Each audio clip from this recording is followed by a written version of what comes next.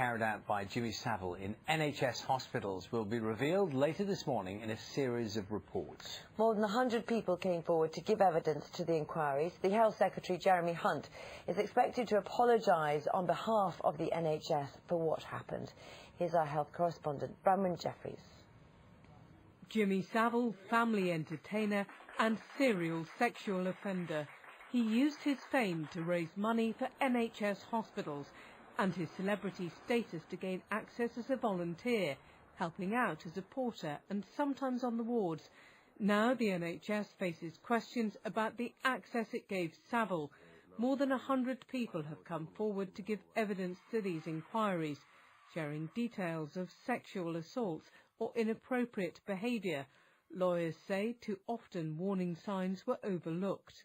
Because he was such an important fundraiser for the organisation, and in some cases people were literally laughed off by members of staff. And these were children, some of whom did try and tell their parents, and their parents just could not believe that someone as famous as Savile would have behaved in this way. Savile was also given an official role by the NHS at Broadmoor. He led a task force at the high-security psychiatric hospital. So did his fame blind some parts of the NHS to the risks?